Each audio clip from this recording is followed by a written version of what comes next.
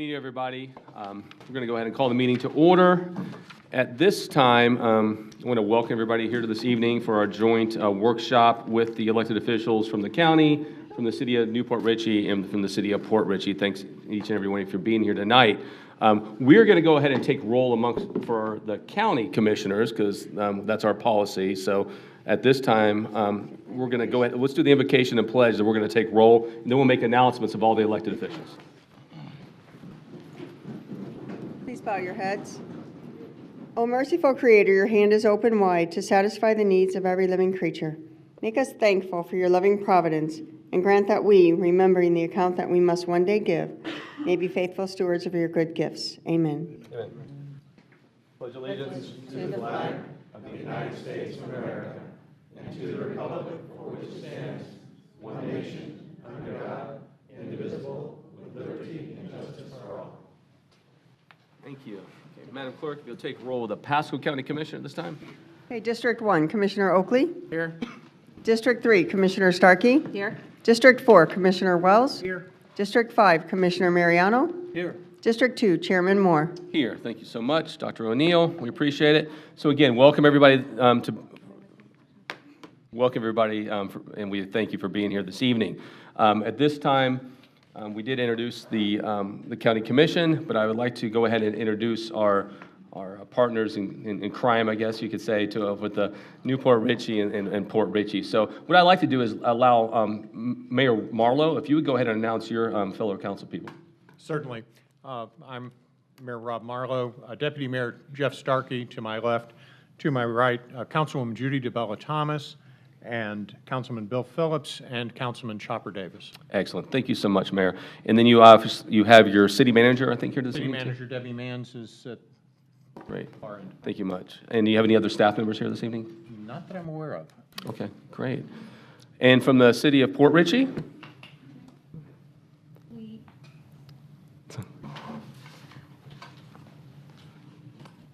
have our mayor, we have our vice mayor, Terrence Rowe, Thank you. and myself, Jocelyn Martinez, assistant city manager. Great. Well, we thank both of you for being here this evening. Thank you so much. Again, we are here tonight to talk about the great things that are going on in the Harbors Plan and what we can talk and discuss this evening about going forward and additional opportunities that are there and action items that we can work together with our teams and collaborate on and working on to complete those items. I don't know if any, for the audience out there, the Harbors Plan was adopted by the Board of County Commissioners in June of 2013. It was developed in-house here at the Pasco County Commission and along with our county staff over a two-year period. It's become a redevelopment guide for the West Market area of Pasco County. And the West Market area totals 84 square miles, which is roughly the size of Seattle, Washington, for those of you that didn't know that. It's also about the size of Baltimore, Maryland. So it's a very, very large area. It incorporates two cities and obviously the county, and it incorporates three of our county commission districts, which are the district that Commissioner Mariano is in charge of, and Commissioner Wells and Commissioner Starkey oversee. The mission of the harbors is the creation of competitive and unique locations with choices for living, working, shopping, education, employment, and leisure time opportunities in an environmentally sound and safe setting.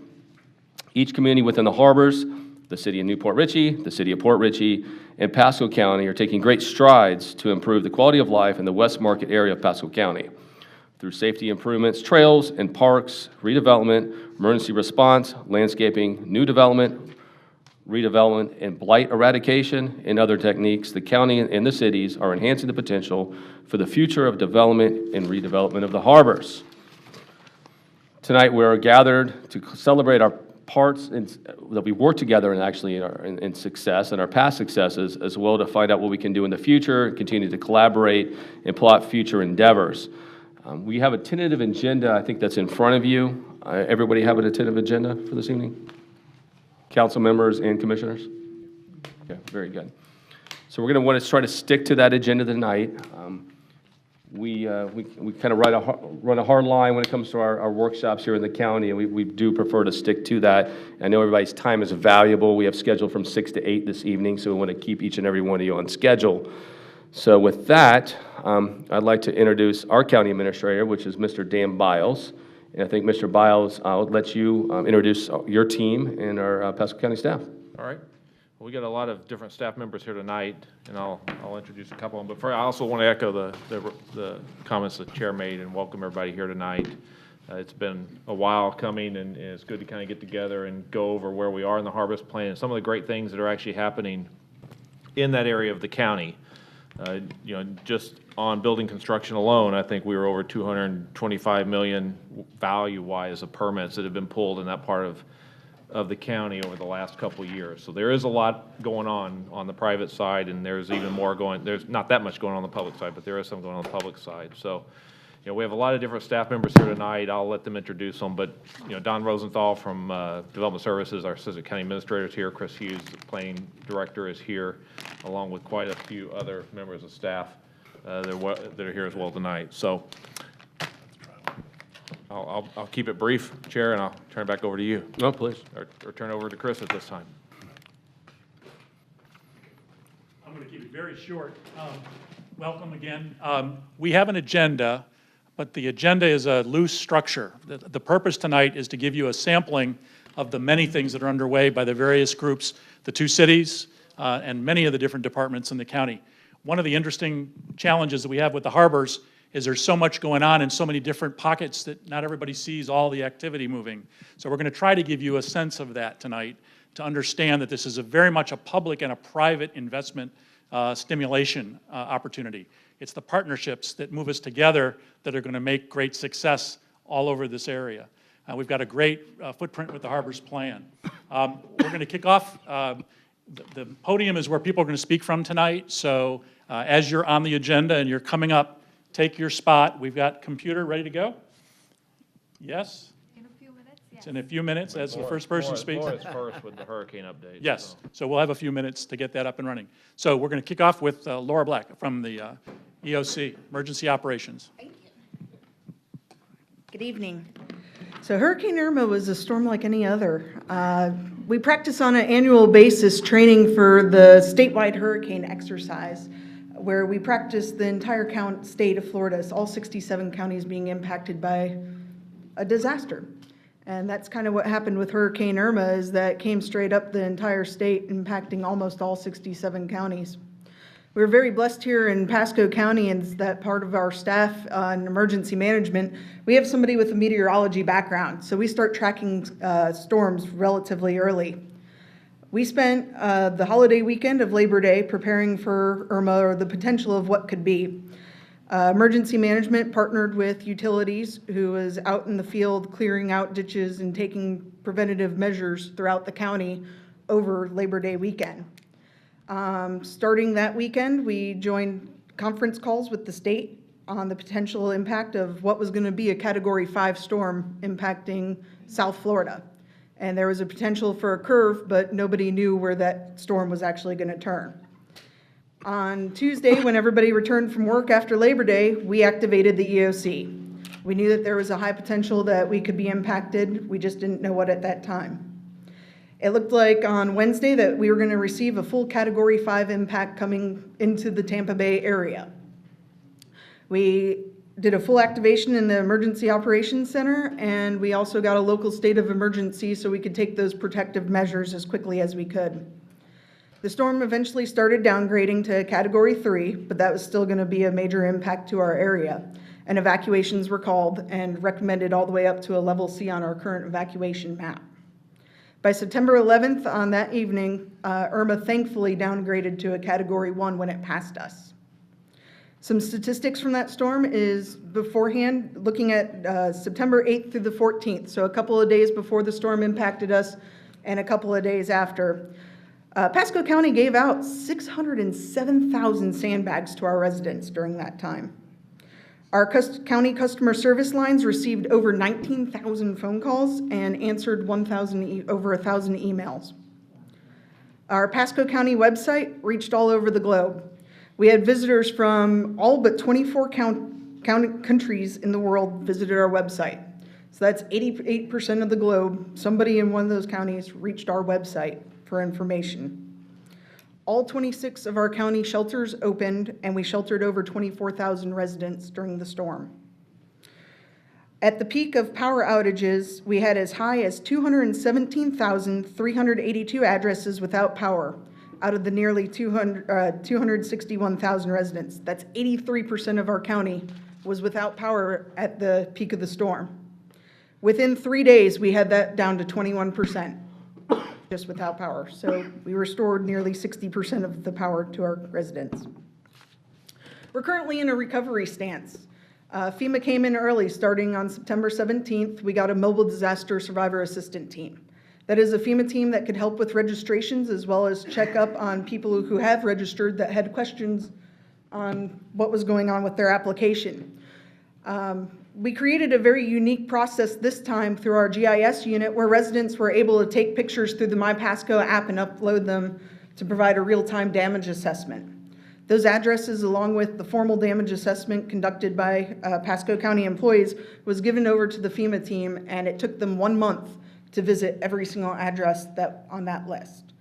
In those areas, they also visited many other residents and talked to other businesses to find out if they have heard of other individuals out in the system. Anybody who came through our office or notified customer service that they needed assistance, those addresses and names were given to this FEMA team, and they were able to receive door-to-door assistance. We've also held a fixed FEMA disaster survivor assistance sites at several of our libraries, where we have seen several hundred residents come through for information. We held a FEMA town hall meeting where we had FEMA representatives here so residents could ask questions about how to apply and different items that would be covered under FEMA assistance. We held a donations location for a county staging area at the old Target near 54 and the Suncoast Parkway, where donations were received as far away as Virginia, that people were bringing them into our county to help our residents. Those donations were given to Metro Ministries here on the West Coast and to Restore Pasco on the East Coast to be distributed. We currently have a FEMA Disaster Recovery Center open at the Fasano shelter. They will be there through Sunday, and they will be operating from 8 to 8 a.m. to 8 p.m.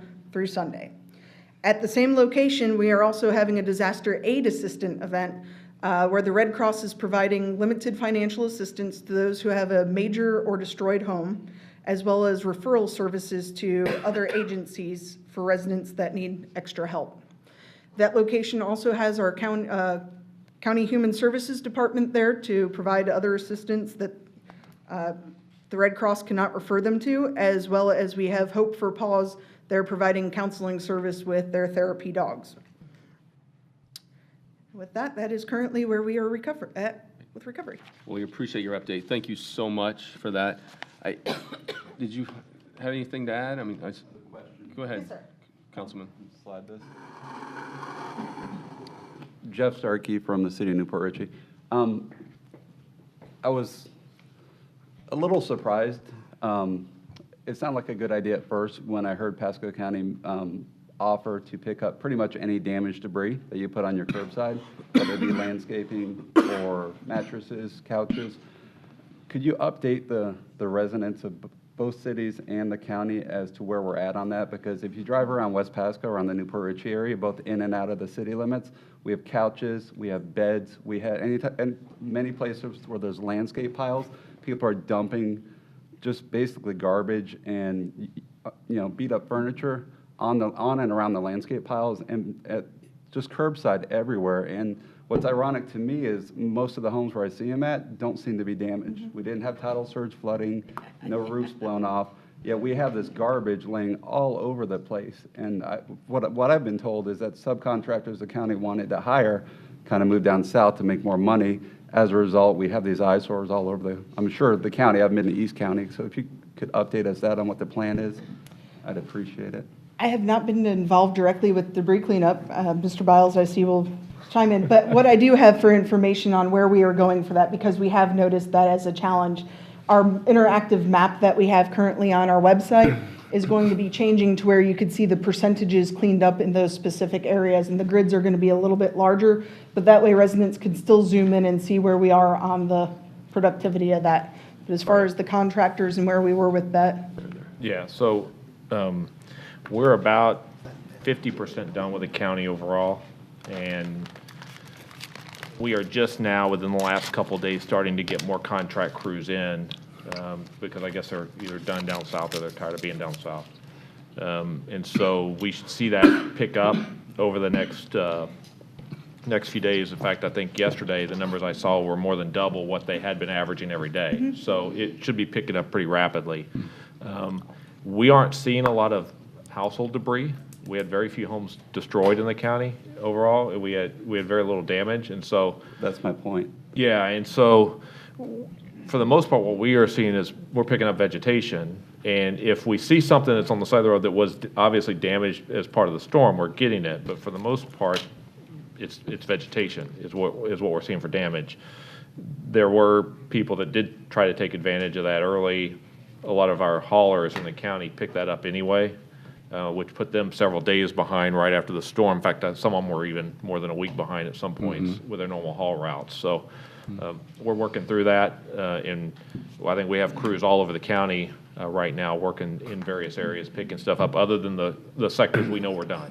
And we actually did put out a notice yesterday that if the vegetation happens to be green, we're not picking it up because that didn't come from the storm. So Right, what I was there's some stuff out there, so. I appreciate your answer, but what I was referring to is in our area, we see a lot more than vegetation. Right. I mean, I got an email from. They a shouldn't be lady- putting that out, Councilman. I mean, that's I know, so something how your code enforcement's going to have to get on them about in your city. No, I'm not just in the city. Okay, if it's outside the county, then we'll take care of it in the county. But if that, you might have to get All your over code the on place it. in West Pasco. Yeah, it's we're not taking care all of over the place, but- the stuff in unincorporated. When we find out about it, if our haulers go out there and see that it's not damaged, it's somebody's spring cleaning, they're not picking that up. picking it up. And we're It's not their getting obligation. we're working Citing with the them in. haulers, Okay. to do that, so. Thank you. So. Yeah. So what we talked about this in our commission meeting the other day too, is, unfortunately in the Tampa Bay area, across the Tampa Bay area, like you've mentioned, Councilman, is that a lot of the people did leave the area and go south. Tough. You can hold them to their agreements, but again, if nobody's here, nobody's here. I drove through Pinellas County, I think it was a week ago, and Pasco County is doing 1,000 times better job than Pinellas County is. I mean, every street, every road I drove down, there was still just the normal tree debris out there, vegetation and things like that. But yeah, like Mr. Biles stated, unfortunately, we're seeing, especially I think in your district, Commissioner Oakley, was a lot of green vegetation just miraculously shows up over the last several days. So that makes it's difficult. It's difficult when there's green vegetation out there. Right. But trying to, I know we put the message out there that green vegetation will not be picked up. Right. You hope people adhere to that. Yeah, well, and on that, I mean, there are standards for that to be picked up, but they have to meet our normal solid waste Exactly. requirements, which are different than the debris requirements. It's not part for of the FEMA. same deal. So they are different. And just so the residents are clear, you're not picking up inside municipalities, is that correct? So Just we unincorporated have, Pasco? we have agreements in place with Dade City, St. Leo, and San Antonio where we were picking up inside. And I think we have agreements that we're working with both Newport Richey and Port Richey that haven't been executed yet where we would come in there. But I think that's the status of those right now. So, we had to have those agreements because that's the only way we could work the FEMA reimbursement process outside of unincorporated or inside an incorporated city, is we had to have that agreement in place to be able to work through the FEMA reimbursement process. And we are just outside the 30 days, which means our reimbursement rate has now dropped for debris pickup.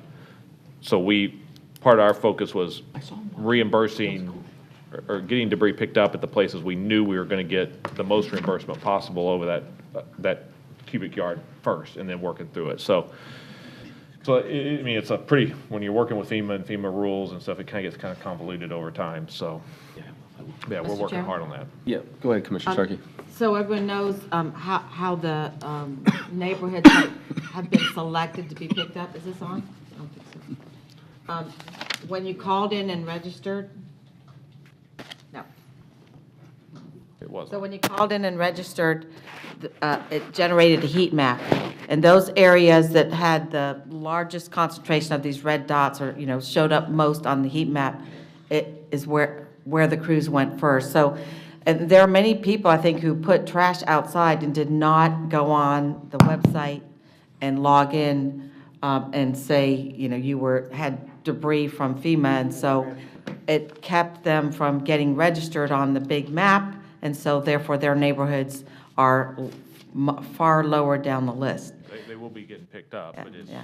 we work on all We the- did talk to them when the White House had the county commissioners up in the state of Florida a couple months ago, and Commissioner Mariano and I went, and we did establish some relationships with their Intergovernmental Affairs Office, and I did call them, and we had a conference with Kevin Guthrie, our ACA, in charge of that department, and the White House and FEMA, and then someone from FACT got on the phone too, Eric Poole, to talk about the disaster of debris pickup in Florida.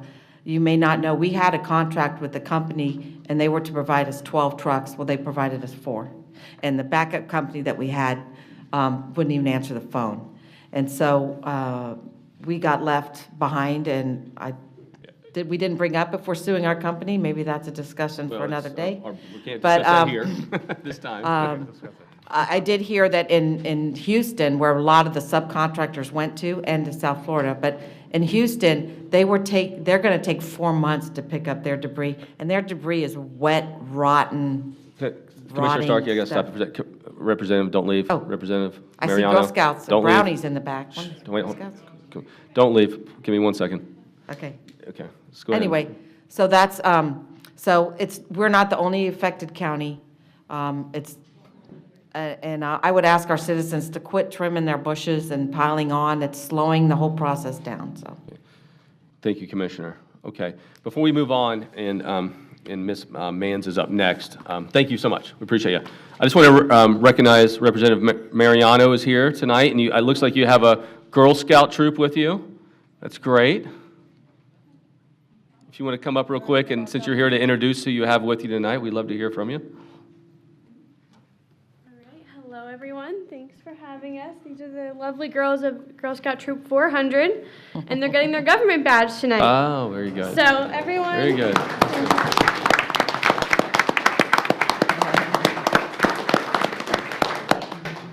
You want to say your names? Just go through and say your names real quick. Emma Martin, Emma. Better pull that mic down. Olivia, Chloe, Chloe. Emma, Jacqueline, Kira, Devin. Devin. Emily. All right. Thank you for Thank having you so us. much, Representative Mr. Mariano. Chairman, if I could? Yeah, go ahead, please. Girl Scout Troop, I'm very glad you're getting your government badge today, but I want you to talk to your representative about not tricking her dad, because she didn't tell me who's coming here tonight. And if you watch them, they were very attentive back were. there, watching They who's were. speaking now. Thank you, ladies, for visiting. Great, thank you so much. It's our future leaders right there, everybody, so thank you. So as Ms. Mans approaches, I once again, I just want to say thank you so much, obviously, to the city of Newport Richey and the city of Port Richey for being here. This has been, obviously, the Harbors Plan that we talked about has been going for a while, but this is the first time that we were able to get all the bodies in a room together at one time. I know it's difficult with a lot of elected officials and county staff to get it done, but we got it done tonight, so we're thrilled about it. We're excited, so thank you again. Well, thank you, Mr. Chairman, members of the County Commission. We're excited, too. It's a great opportunity for us to be able to introduce to you our rental inspection program, and we were quite glad to hear that it was of interest to you. It's a program that we initiated in April of 2015. In the city of Newport Richey, we have 8,693 single-family homes, of which 41% are rental occupied. That in and of itself, not a problem, but there were some conditions related to those properties that gave us cause to mobilize a program that could address some deficient conditions and make sure that all of the housing stock in Newport Richey, and not just the rental occupied, was safe, decent, sanitary, and suitable rental housing. The program is based on the International Property Maintenance Code, and what we did was we divided the city into 3 different zones. The expectation was that we would inspect each home one time in a 3-year period, and when we initiated the program, we found out with the 1 staff person that we hired, that wasn't going to be possible. We made great headway with the program. We had in mind that we would like to pay the cost of administering the program through a rental inspection permit fee. And so at that time, we could only afford 1 full-time inspector. And in many ways, the rental inspection program, which addressed only the exterior of properties, was a just more comprehensive form of code enforcement. We were being, reactive, and we're being proactive in code enforcement, but we weren't being comprehensive. And so there were definite curb appeal issues that needed to be addressed. The frustrations, though, from my bosses in not garnering enough inspections were heard loudly by me. And we were very fortunate in that our fire department said, all hands on deck, we can help. And we actually transferred the responsibility of administering the program in April of 17 to the fire department, who required very little training in order to administer the program. And I have prepared for each of you, because I knew you'd want me to be brief tonight, a packet which I will leave with the clerk, which outlines all of our goals, our processes, and our administrative controls that we put in place related to the administration of the program. Currently, the fee associated with the program is $50. That's an annual permit fee. One of the mechanisms that we rely on to determine whether or not a property is rental is provided by you through your assessment office. And we also counter-check with the city's water accounts to determine if properties are owner-occupied or not.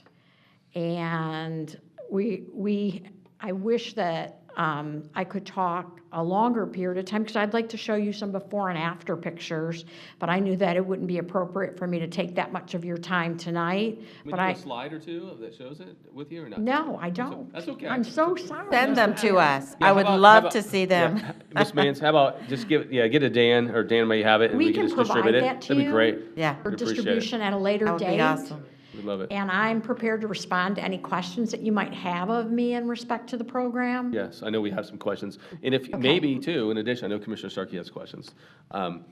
Maybe at a future date, at one of our commission meetings or workshops, Ms. Mans, if you're available and your mayor and the council would allow you to do it, maybe come in and even give a more in-depth presentation if you. I'd be more than so, glad to, thank Mr. you so Chairman. much.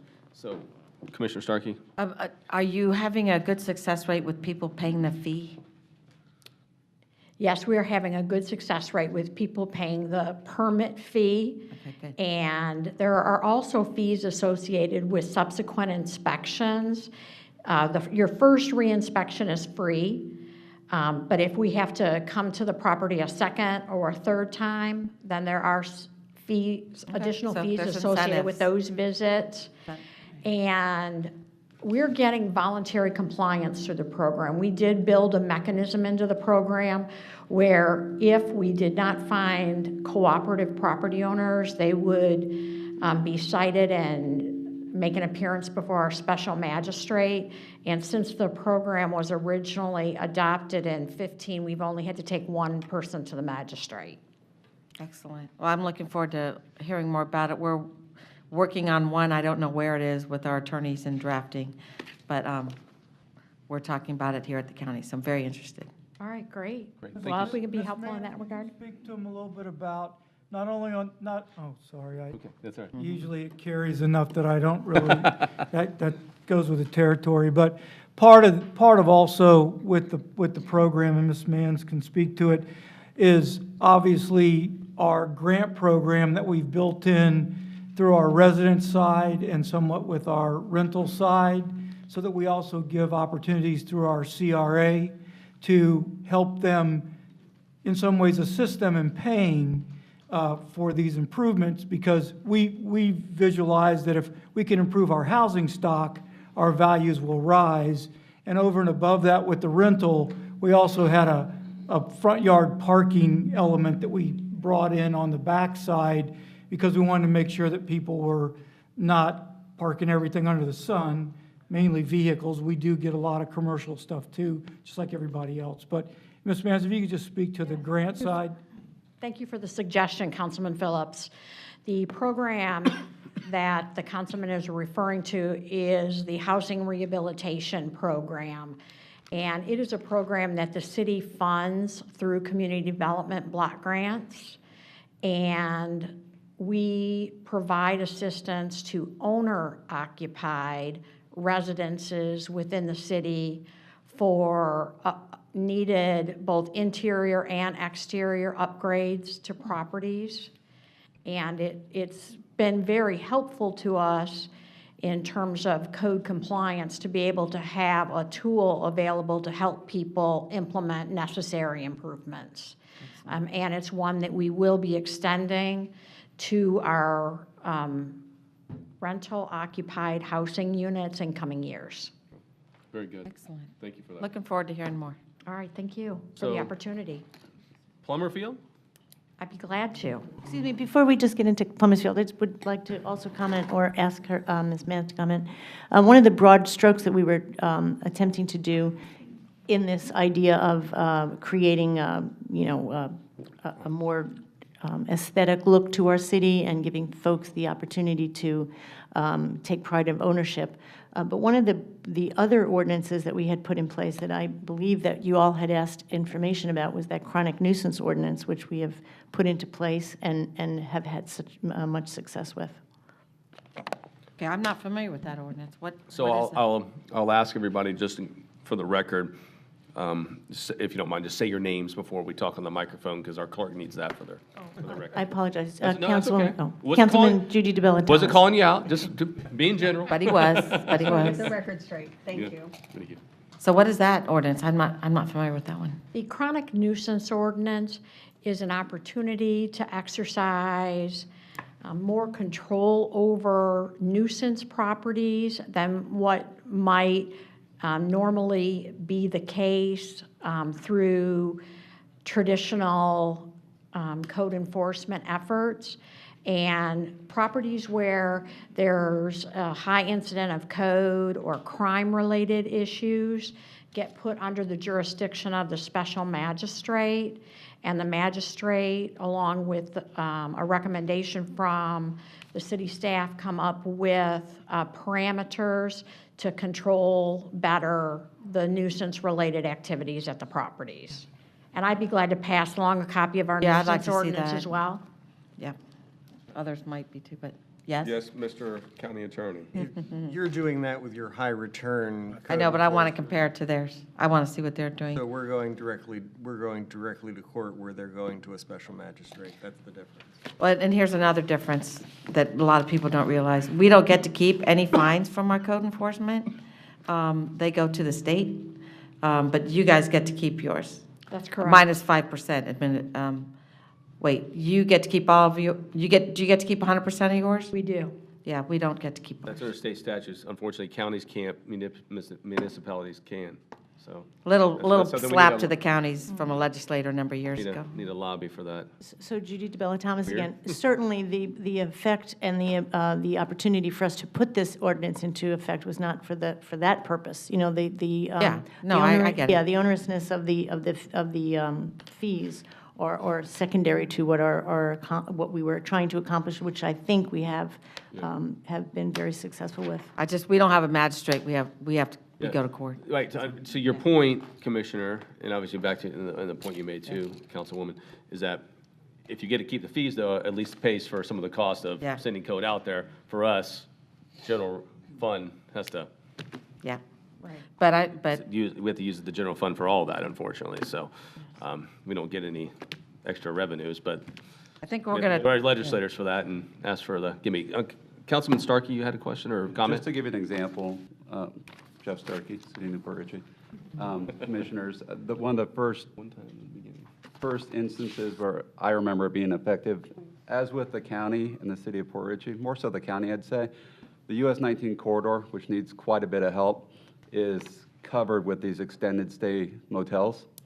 And there was one near the bridge on 19, I won't mention any names, that was frequently occupied by drug addicts, drug dealers, prostitutes, pimps on a regular basis, and they weren't shy about it. When you drove by, you knew what was going on. We were able to not shut that motel down permanently, but if I recall, it was 6 to 8 months while they went through appeals court. Councilman. And we were able to require them to have a full-time security guard, cameras all around the building. It's far from the Ritz today, but they are back open, and the activity that you see there is not near what it was prior to us coming down on with that ordinance, so it is effective. right. Well, I think we're going to talk about what we're doing a little later in the agenda. All right. Okay, all right, so I think up next, we're going to Dr. Frederick and Grass and Bridge. Wait, Plummer Got, Field? Field. Oh, yeah, we haven't gotten to the Plummer Bridge. Plummer Field. Plummer Field, yeah. Mr. Chairman? Yeah, please. I'll talk just for a few minutes on Plummer Field. First, to report to you that the city has enjoyed a very propitious relationship with you since 1986 as it relates to the maintenance of Plummer Field. In 2013, though, a decision was made by you that you would like to relinquish your maintenance responsibilities as they relate to that property. It was a tradition we've come to enjoy, and as much as we'd like you to continue that, we understand. And in 2019, our relationship with you will lapse, and the city will need to take on the responsibility of maintaining that field. It is, though, your responsibility to upkeep the buildings on the property, and some of the standards have fallen short in recent Are years. you saying it's not premier?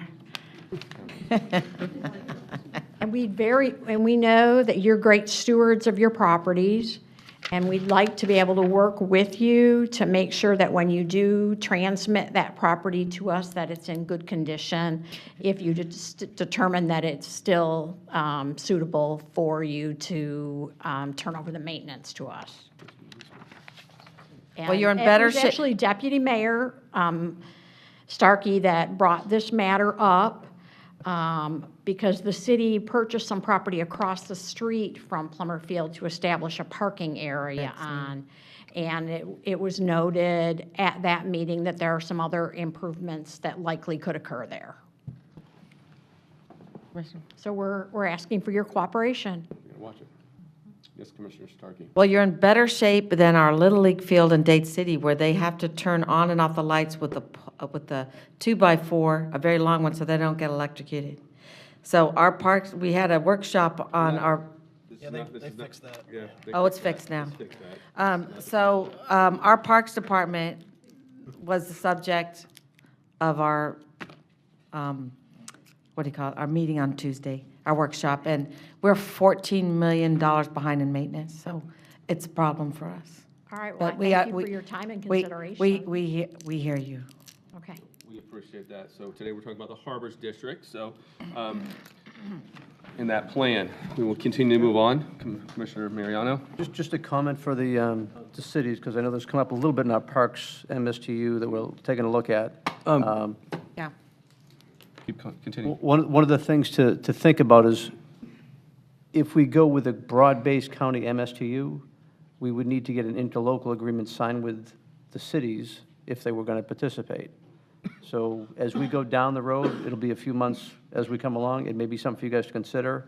If you want to join with us, then it makes it easiest to join in to do as well as maintenance of that field, but other things as well for down the road. Good point.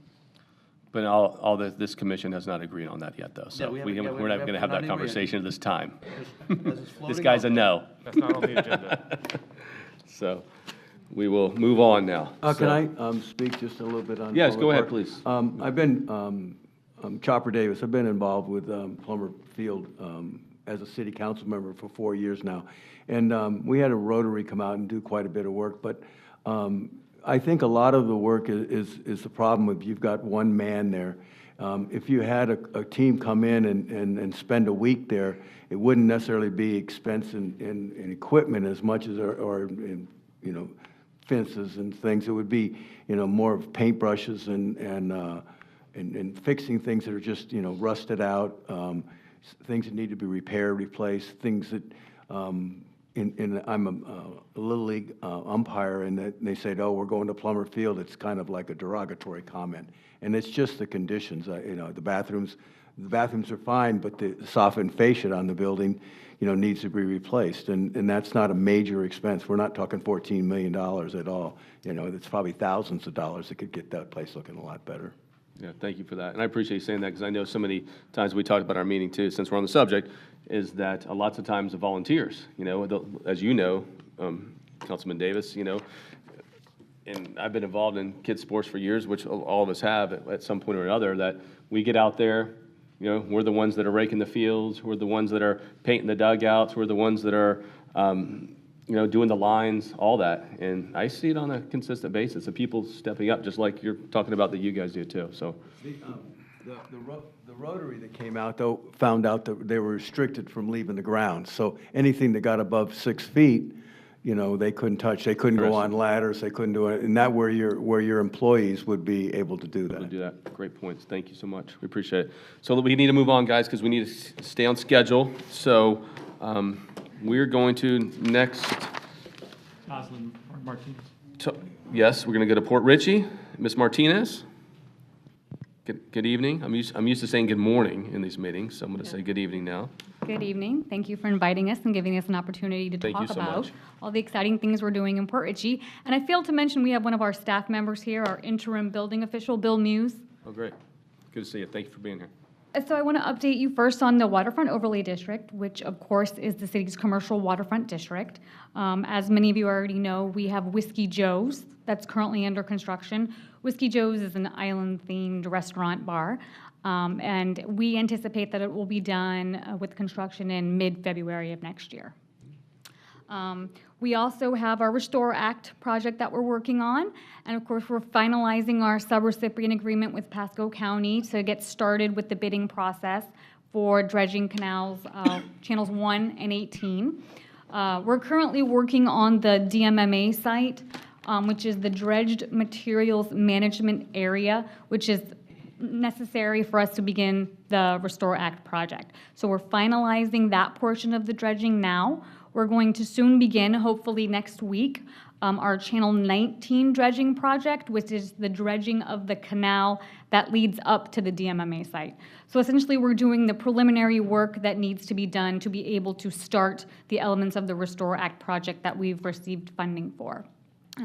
We've also been awarded a grant from the Florida Fish and Wildlife Conservation Commission, the Florida Boating Improvement Grant, to help us rehabilitate Nix Park boat ramp. So we're in the process of getting cost proposals from our engineer to try to see how we can move forward with helping to improve the status of that boat ramp, because it is heavily used. So we want to make sure that it's in its best possible condition. Excellent. Commissioner Wells. How much, again, was the grant from FWC? It's a 50-50 matching grant, so $100,000 on their part and $100,000 on our part. Okay, well, I'm very excited about the future. I took our new tourism director yesterday around the county to kind of show them and how we envisioned, and we're going to talk about it, but like the gateway, if you will, into Port Richey, and took them down and showed them the investment, $4 million investment with Whiskey Joe's, the future with working together with both municipalities to get ready for scallop season next year. I'm pretty certain we're going to have a small season, but I think still a 2 or 3 week season to start it off is going to positively affect the entire West Coast. So I appreciate Vince working with us, and I know we've met a little bit with Kelly. She's gone. We will meet again soon and work together as we've done to beautify and continue to work on West Pasco. So thank you for everything you guys are doing. Oh, you're welcome. Commissioner Starkey. I thought maybe we'd see a map of, or your plan of the overlay, but I know one of the challenges of your area there is parking. Right. So what are you doing, what can we all do to help you with that challenge of parking so that we can really maximize the potential of that area? Well, there's a parking lot that has opened up across the street from Nick's Park, so that has helped alleviate the parking, the congestion of the parking problem in the Waterfront Overlay District. I know the parcel across from Waterfront Park has been purchased by a private investor, and he's working with the city to develop a parking plan and make that area suitable for parking. So we are working on some solutions on how to alleviate the parking, because it is a congested area. And that gambling casino, I don't know the name of it. That Paradise of Port Richey. Yes. Are there any aesthetic requirements in your overlay for any of the parcels? They are, and we're working with the property owners in that area to try to help beautify that Waterfront Overlay District. And then, did we want to talk about the sidewalk? Wouldn't that be Port Richey? So I think we do. I think what I'd like to do, if that's okay, Commissioner, is let Port Richey get done. And I think we'll come back to that, because I want to let them finish their presentation, because obviously the county, New Port Richey and Port Richey would all be involved with that project, so. So I know that many of you have been at the Harbors meetings that were held in Newport Richey at the old building, and so the Harbors Plan is not something that is just the county. The Harbors Plan is the city of Newport Richey, the city of Port Richey, and the county working together. I know that area of Main Street and the Port Richey Bayou area in there is really the heart of the harbors. And I think it's so important to all of us that we find a way to really make that be the best that it can be. So we're here to work with you. Great, thank you. So Waterfront Park, Dog Park? Sure. Waterfront Park is our largest park in the city. We use it frequently for events. Our most recent event was the 4th of July event, which was very successful. And it was the first time that we actually allowed vendors to come into the city, into the park for a city event to sell, I think they sold shaved ice, like snow cones. And I think there was also some hot dogs. So that was a big win for us. We were actively working on trying to improve the look and usage of Waterfront Park. We recently added a gate at the front entrance. We have been recently approved for FERDAP funding, two $50,000 grants from DEP to help improve Waterfront Park with things like new bathroom facilities. We're adding a little boat ramp in the lagoon, so if people want to kayak underneath the bridge, they can do that. We'll be improving the playground structures, adding a new one, adding some shade covering to the current playground structures that we have, adding new picnic tables, things of that nature. So we'll be starting on implementing those things very, very soon. Excellent. Commissioner Wells. And I know that you took the pier down, I'm assuming because of the dredging. When the dredging's done, you will put that pier back out? There are plans to rebuild the pier in some fashion. We've applied for FERDAP funding for the next funding cycle to help fund the construction of a new fishing pier. I don't know if it will look exactly like the one we had, but we are planning on rebuilding it in some fashion. A lot of folks used it. A lot of folks don't have access to boats, and, I mean, I would see kids out there all the time with their parents fishing, so, okay. Thank you. You're welcome. Comments? Okay, great. So you want to talk about the dog park too? Sure. We also have a new dog enjoyment center, as it's called. Oh, very nice. Yes. I don't know if there's much distinction and function between a dog park, but that is what we've called it. Very nice. It is located next to City Hall. And I can see it right outside my office window, and I see people there every day. We've gotten a lot of great feedback on it. It's got some ramps and some tunnels, and there's shaded seating for the dog owners. There's water, there's poop bags for people that can clean up, and it's heavily used, and I think it's been a great thing for the community. Excellent. Thank you. Commissioner Wells. If I could, my family and I and my dog Pepper use it often, as well as Newport Richey's. They have a dog park too. I wish we had more dog parks in the county, but that's something to come down the road. But yes, thank you. It is great. We enjoy it. And one of the things we hear is that people that have smaller dogs like that particular dog park because they don't have the threat of the larger dogs to deal with, and their dogs feel more comfortable there. So. All right. Well, thank you so much. We appreciate it. Thank you. And I think we're going to go ahead. Let's talk a little bit. Chris about the sidewalk that we talked about in the MPO meeting. That was obviously Councilman Starkey sits on the MPO board along with all the commissioners, and Mayor Masad, he sits on it too. So the deputy mayor's here, so you're going to have to act in his place today. So, so get ready. But you have an update for us. And a couple of things we talked about was obviously priorities on the MPO list. We also talked about funding on the state side, but the one major thing I think we wanted an answer for today was, would that qualify for penny money when it comes to the economic development side? So I know we have those answers prepared, so I'm excited about that. Yes, we do. This is a really unique project that's been discussed for a number of years. I think the first concept of this was, 2011. And it's part of the contemplated concept to how do we get people, pedestrians from downtown under the Coatee Bridge to the waterfront area. So that's the goal. At the MPO meeting last week, the board asked questions about how could we use some of the existing funding, and Craig's going to speak to some of that from the federal side. We did look at the penny for Pasco, and there's two pots in the penny for Pasco, the transportation piece and the economic development side. There are some potential for using the transportation side of the penny for Pasco for this. The money is committed currently, so that we'd be talking about reprioritization, and there are probably limitations in terms of the actual dollar amount. Depends on how big the project goes and whether it's enough to get the job done. And what was the cost of that? The guesstimate on that? Well, and it's a guesstimate. Mm-hmm. There are a number of things that we know are not included in the cost. That was a $1.8 million project back then, and I've had some discussions with economic development. Depending on what the nature of the bridge is, what the impact would be on boating traffic on the creek, on the river, going under the bridge. I'm seeing Commissioner Starkey shake her head. Not much. There's Because it's on the other side of the, It would have no impact on boating traffic. yeah, no impact okay. on boating. We have with us Mr. Muse here tonight, who has had some conversations. He's an architect working with the city right behind us. Did you want to share anything on some of your thoughts on this project? Okay, all right. We are in the very early stages, and the next step for this would be to actually develop a full concept for the project and a truer estimate of cost. Okay. Now, another potential funding source besides the penny for Pasco is federal transportation enhancement funds, is what they used to be called. Now they're called what, Craig? Block grant set aside. Craig Casper is our MPO director.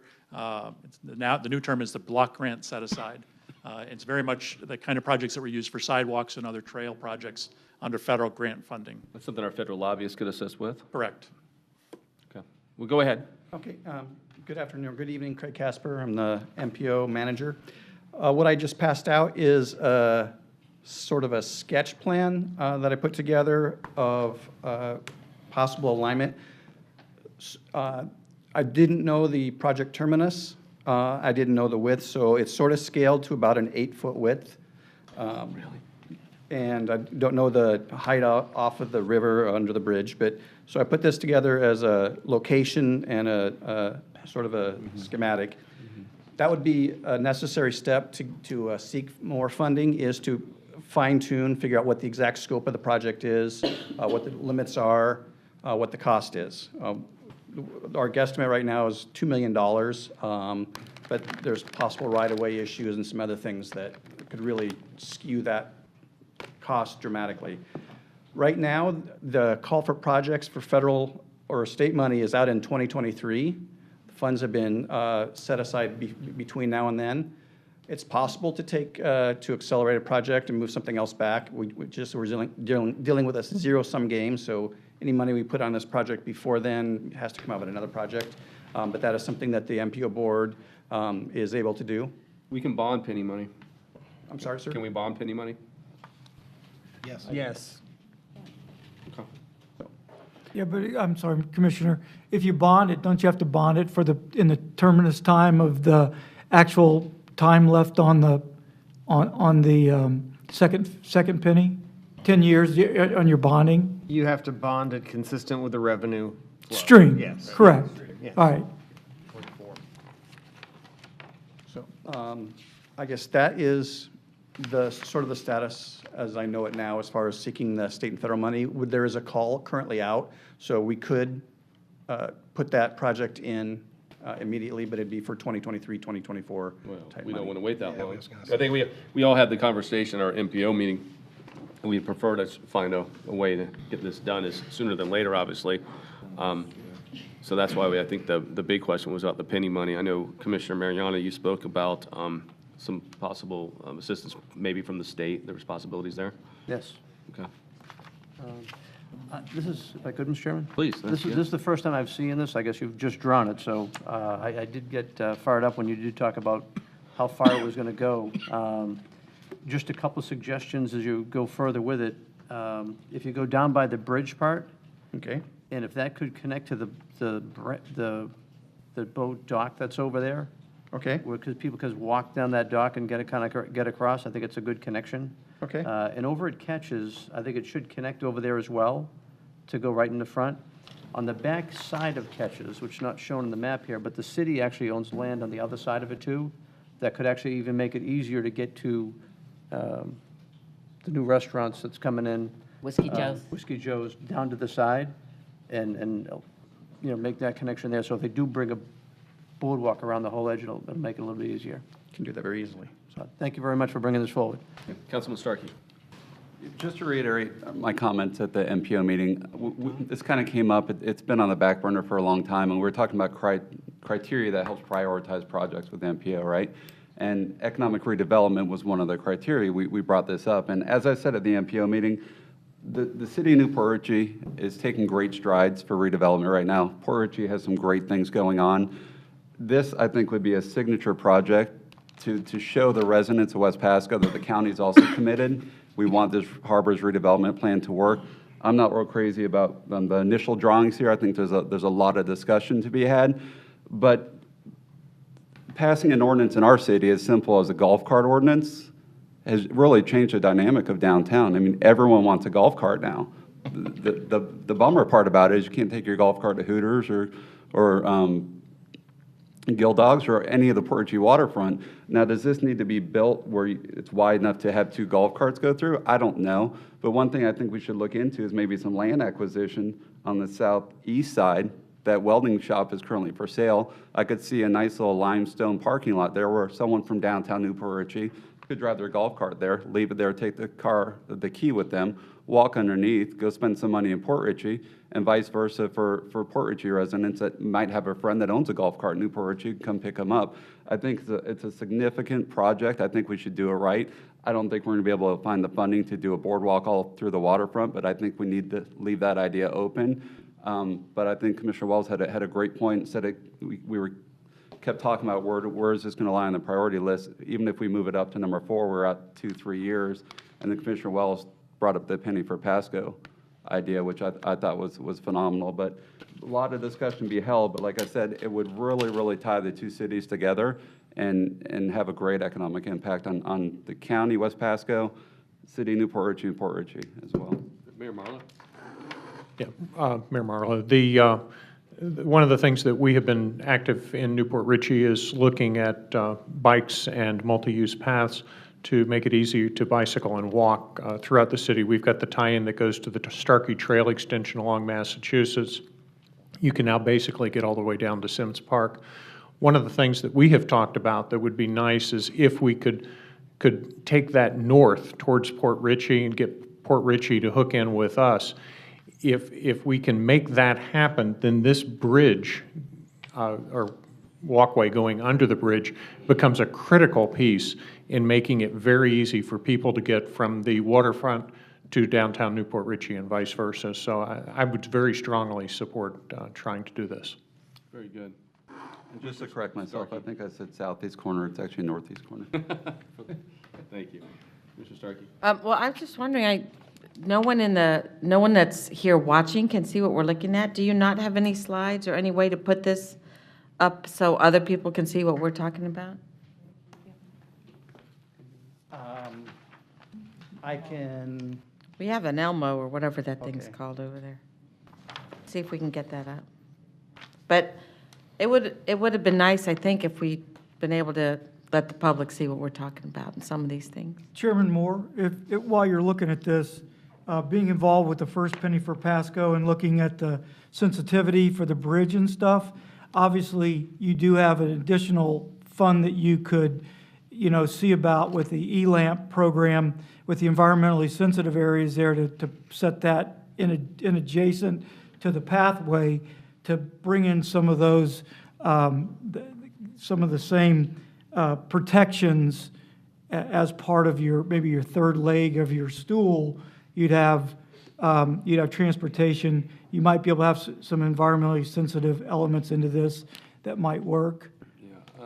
We looked long and hard at ELAMP when we did P1, and now you're on Penny for 2. So at least you could kick the tires on it, see if that would help to fill in some gaps, because especially with some of your areas that are next to the river there. You're talking more of the right-of-way acquisition? Into those zones. Okay. We have Keith Wiley that's on the charge of ELAMP, taking a gander at that. May I make one more quick comment? Yeah. Once again, we're in the early stages, but I really think we should look into bringing the entrance area to the bridge from the east side down through Bailey is how you pronounce it? Bailey Road? Rather than that. Way up there? Yeah, rather than the road to the north and having to go all the way down the sidewalk along US 19. It would be a much better idea. Mr. Chairman? Yeah, Commissioner Mariano. That's actually a real good idea in the sense of the DMMA site is right down from that. That would probably make it easier connection too. So if someone's doing boating, whatever, they want to say, let's go walk over either way. So, good idea. Yes, I think the number one objective is to get the funding, see which pot we can get the money from, the easiest one to get it from, and get this thing moving. In the MPO, we all agreed that we wanted to see this happen. I think what you're seeing is, I would love to hear from Port Richey if we could. I mean, I see where you guys are at. I know where Mayor Masad is at at the MPO meeting, Vice Mayor Rowe. Yes, if I might, Commissioners, Terrence Rowe, Vice Mayor Port Richey. This has been a project I have been working on for 8 years, and it has gone nowhere. And now we have a new energetic council wanting to make a big difference in a short time. Personally, I'm not willing to wait till 2023. I might be dead by then. We have talked to the Salt Springs Park. We have talked to the state forestry department, and they are all on board for us connecting into Salt Springs Park with our hike and bike trail that runs down Old Post Road. That's already there. It's a road to nowhere. It dead ends at just past Waterfront Park, and it dead ends at the very beginning of Salt Springs Park. The ranger there had wanted us to be able to bring it in through the back entrance. The conservationists frown on that and will not let us do that. So we have to come around up the side of the park behind Walmart on an easement and then connect to the front, because they want to bring everybody in the front way so that they have some type of continuity, people coming in and going out. I understand that. And we're working on that. City Manager and Jocelyn are both working on that at this time. Getting this connected, I think, is probably as crucial as parking to us. It will bring people in. It will make ingress and egress to both our cities on the waterfront crucial. I just can't tell you how fast I would like this thing to go in and be done. And I know this bridge is going to be the biggest and the heaviest problem that we're going to face on this. I would like very much to explore all options we might have to get monies to push this project forward.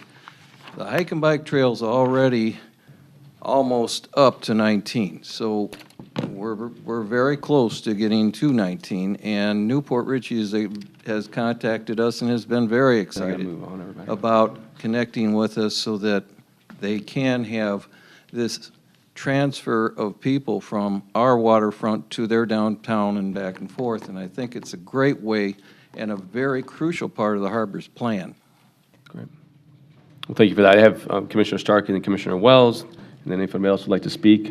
I love all this talk about trails, obviously, and I think this is a great project. And I'm wondering if we talk about a legislative ask, if that legislative ask should come from all three of us, the county and both cities. We all sign on to that and put the power of all of us behind it to see if we can get it all the way through to the end. So that would be my suggestion, that we do a joint ask. I would agree that's the way we would want to do it, and make sure they understand that we were all on board. I mean, that's, you are correct. Commissioner Wells? Yeah, and I'm trying to be as positive as possible, but, I've heard about the Harbor's Plan from the beginning, since 2013, and we've talked about leveraging it.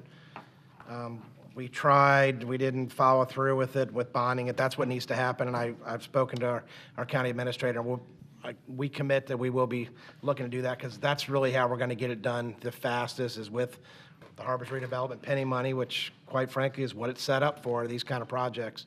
And we need to leverage it. I mean, we can't wait 10 years to do these things. They need to be done in the next 2 or 3, and show the residents that, we're committed to this, which I know we are. And we've done a lot, but we can do more, so.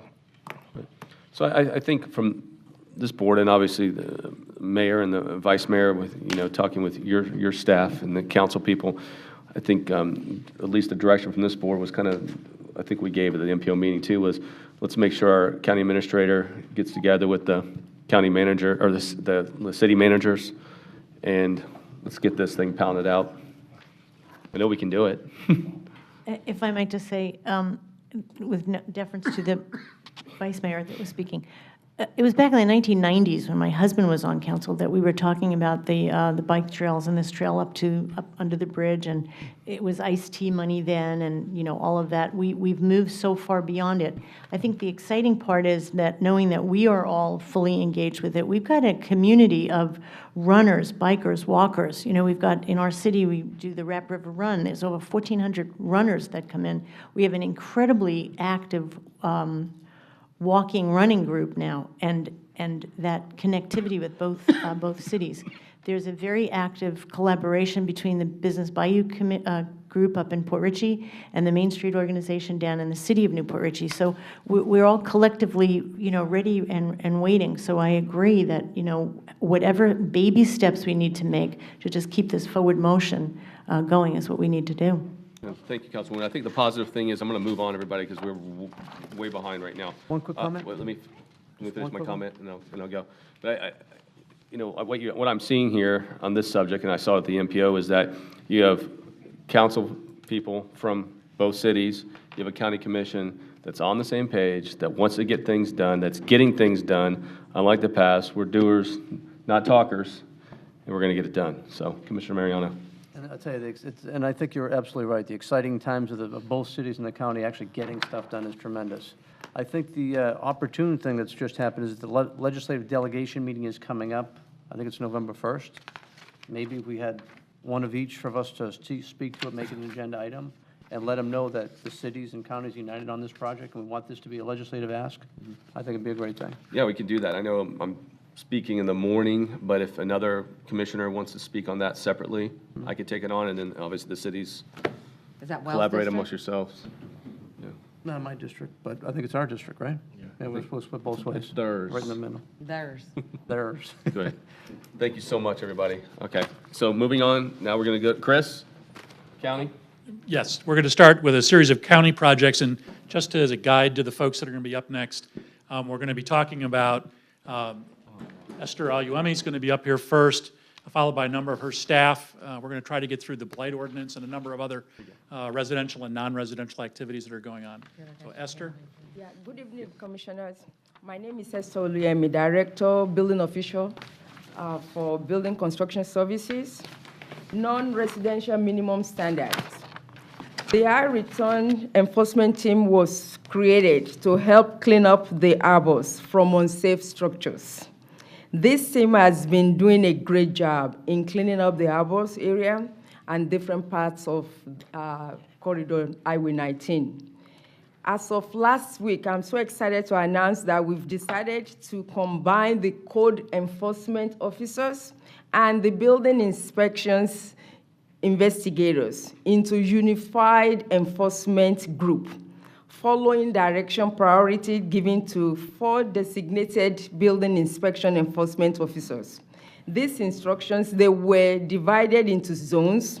Priority were given to investigators, to site, and non-residential and residential minimum standard complaints. They're going proactively, going over the commercial areas on major arteries to identify, 1, and cite for violations. They proactively go through commercial areas on major areas to identify structures that meet minimum criteria for demolition. These also are referred to Mr. Steven Tetlak for action. This is the very first time we have this joint force. And this forces, these building investigators, they combine with our code enforcement officers uniformly to at least each one of them to identify 2 structures that meet either residential or commercial that meets this minimum determination for demolition.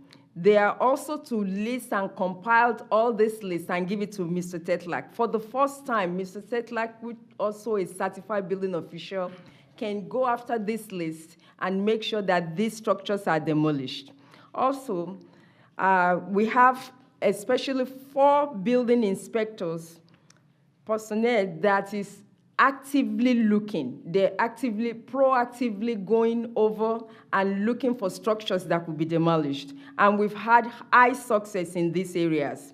And they are continually going after structures that are in this area that meets the minimum qualification.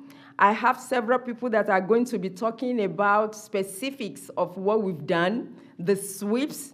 Number 1 to come around is Mr. Top to talk about Mr. Page Bramlett to talk about the residential specifics that we've done. Also, Steven Stetlak is going to talk about the leisure lane, and Michael Top is going to talk about also some other sweeps that they've done, and they're going to give us examples.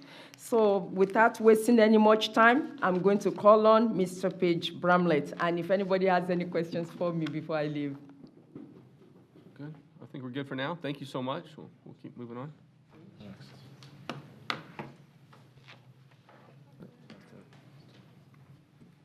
Good evening, Commissioners. I'm Paige Bramlett, the Interim Director of Community Development. I want to piggyback on what Esther said as far as our condemnation and demolition process. Once we receive a property from the building official that has been identified for condemnation and demolition, we at that point will send notice to that property owner, letting them know that their property has been identified for demolition and that they have 30 days to either appeal that demolition or they can demolish their property themselves within the 30-day period. If they choose to appeal the demolition order, at that point in time, they must get a written estimate from a contractor addressing the issues with the property that need to be corrected. That goes before the construction board for review. If they choose not to appeal, they have to demolish that property within 30 days. If they fail to do so, at that point in time, the county will proceed with demolition of that property, and the cost associated with that demolition are incurred by the property owner, and a lien is placed against that property until the time that that cost is satisfied by the property owner. After that process occurs, we will either satisfy the demolition process, or again, we will allow them to pull permits so they can proceed with any approved correction to the property. To date, slide please, I apologize. Slide.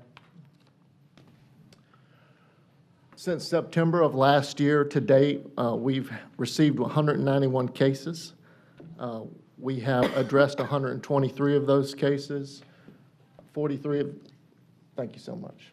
43 of those have been demolished by the property owner themselves. 80 of them have been addressed by the county. The difference of those properties are in process, either in the appeals process or still in the demolition process. Would you like to talk to this, Steve? Well, real quick, before you go to Leisure Lane, if you, Yes, sir. real quick, one of the things this board that's sitting here today on County Commission, I think the cities have done something similar, and you guys can speak to it, or in the process of, we did our commercial blight ordinance, and if what you've seen, obviously, in that, and we can talk about it a little bit if you like, but what you've seen along, the 19 quarter in the Harbor's plan is it's triggered people to fix up their buildings without even us having to cite them. We like to call Fallujah and Holiday. That one's gone. Gone, They fixed exactly. it up by knocking it down. Exactly. Service merchandise finally Little more to sold. go. And there's a number of things that have happened. And what was great about it is it didn't even have to get to the point of some of these people being cited or obviously instructed to demolish these buildings. They actually reacted. Who wants to get hit with $500 a day? Absolutely. It adds up pretty quickly, right? So we've definitely seen some benefits on that side, but also giving you and your team the power to actually do something about it too, right? When it does come down to that. So, Let's move to Leisure Lane. yeah. Steve? So when we get to Leisure Lane, 'cause I know we're gonna have some great discussions about Leisure In Lane. regards to Leisure Lane, I handed out a list, and all the highlighted areas you see on there is in the Harbors District, and you'll see there's a number of Leisure Lane. We all know that's been a problem. We had a gentleman that just came to the board on the 26th for an appeal, and we had your support from the commission here, and I want to thank you for that, to uphold that appeal. So he has to demo those buildings by November 10th. So we are making progress. We're working with Kim Price and Human Services to try to get some of these people out of these bad dwellings so we can post them demo to get them condemned. It's a little bit more difficult to do it when the people are living in them, but with the program with Kim Price, she's been really helping and getting these people into some safer areas where we're able to post these things condemned and getting them done.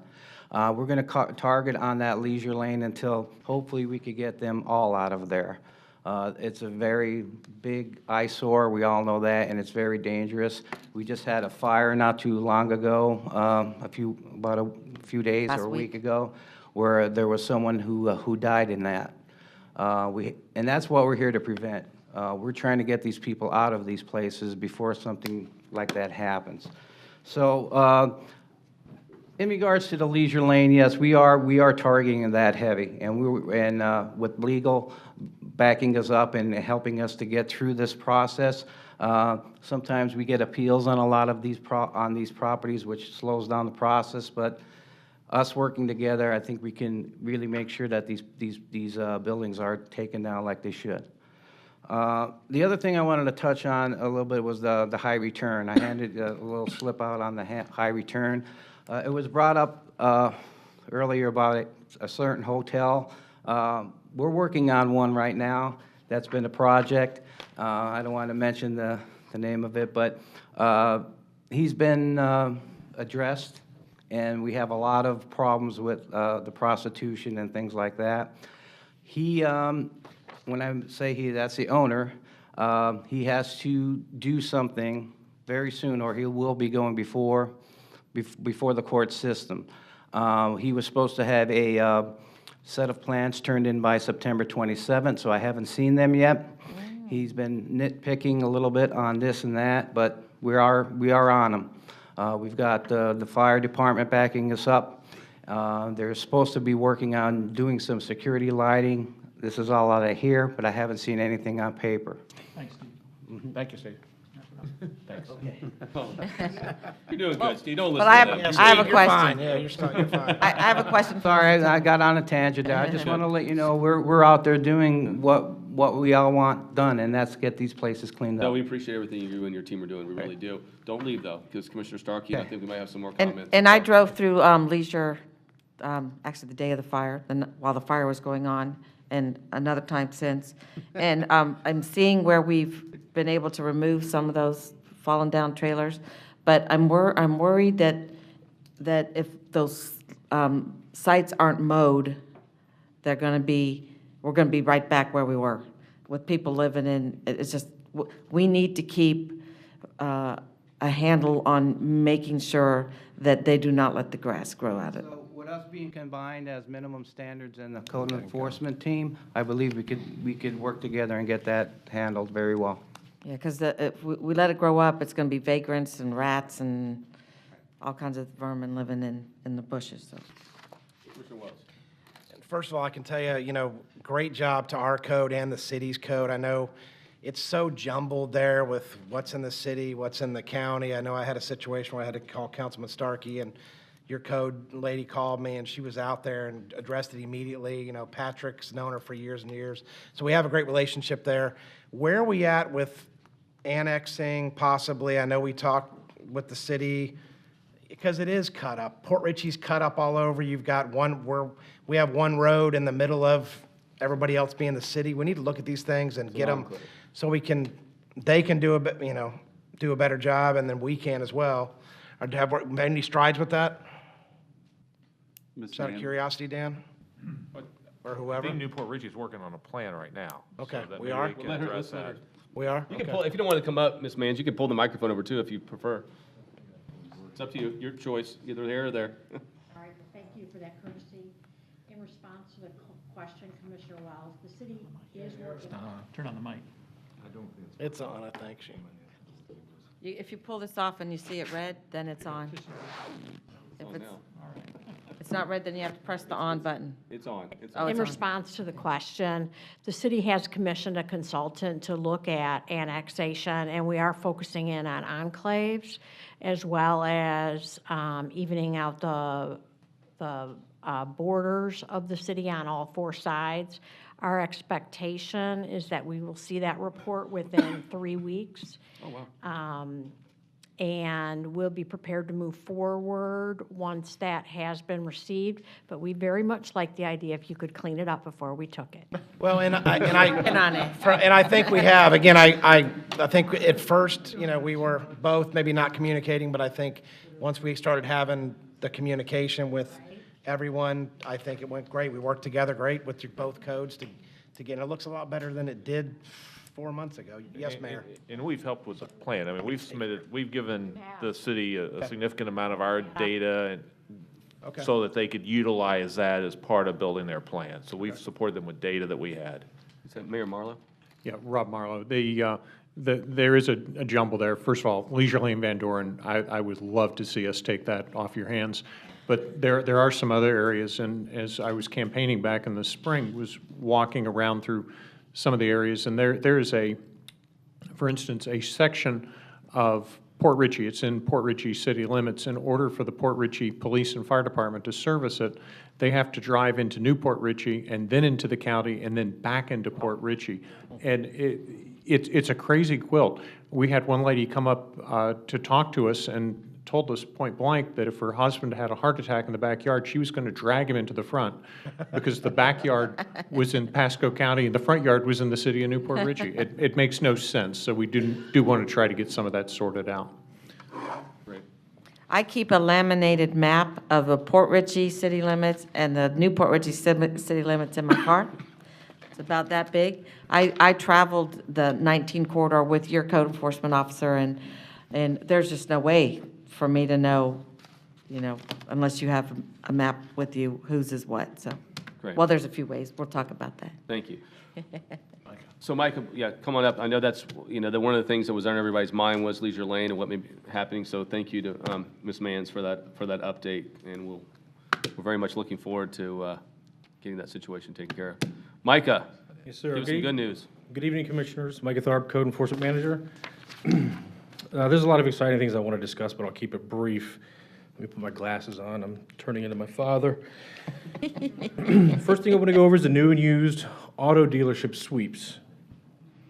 All right, but keep this brief again. We visited over 28 dealerships Most of them are in compliance now, others are pending, which means their cases are in court, or we're going back and forth doing secondary inspections.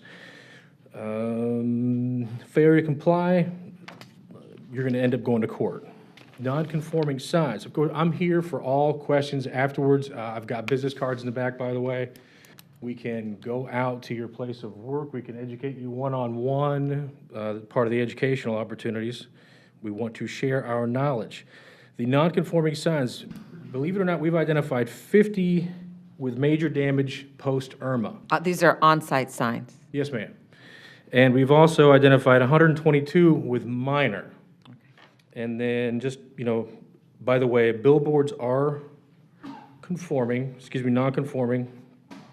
And we've identified 2 that have been damaged so bad they're just going to have to be torn down. I mean, right now, we've got assurance from the companies who put them up that they're safe until that point. So let me jump in real quick, Yeah, Mike, let me because there's a discussion we had at our workshop on Tuesday. I think Commissioner Starkey actually brought it up, where there may be some funds available for some of those signs. Anybody want to speak to that? So there's a FEMA program, but they are low-interest loans. They are not grants. But the businesses can get them, but only after they exhaust all other methods of doing things like insurance, et cetera, et cetera. So it does exist. It is out there. So that is real. Commissioner Starkey? Put an exclamation point on grants are available. So, and you were there, Chris, right? He said that. So we've got to find out what that is. And I want to explain a little bit what he's talking about. So in the county, on our on-site sign, in our on-site sign ordinance, you can't be higher than 11 feet. It has to be a monument-type sign, and it has to have some kind of architectural features. So that is something that's very different than your sign ordinance and your sign ordinance. We also require certain types of landscaping, and with our automobile dealerships, whether they're used or new, we have an ordinance that covers just dealerships. And if you look, say, at the Hyundai on 54 and 19, you'll see they have perimeter landscaping, they have trees, they have so many parking spaces, and then they have another tree, and they have certain setback requirements from residential. Well, what we're finding on 19 is that any shop that might have been an auto repair shop or air conditioning or maybe a 7-Eleven that went under or whatever, they've turned into a used car lot overnight without proper zoning, without the proper landscaping. They block the driveways coming in and out. The cars to parking lot rate, the parking ratio to the amount of cars they have on the lots are out of whack, and it's a huge eyesore. So we went proactive. First, we identified, and I'm talking about the Harbor South. We did this in my district. Because this is a big issue to me. We identified, 60 lots that we didn't even know, existed in the tax rolls or whatever. And we made a brochure to go out and be proactive and say, hey, you may not know that there are rules in the county where you may have a business tax receipt from Senator Fasano's office, but you don't have the proper credentials to be operating your business from the county. And we had an open night here, and we invited them in.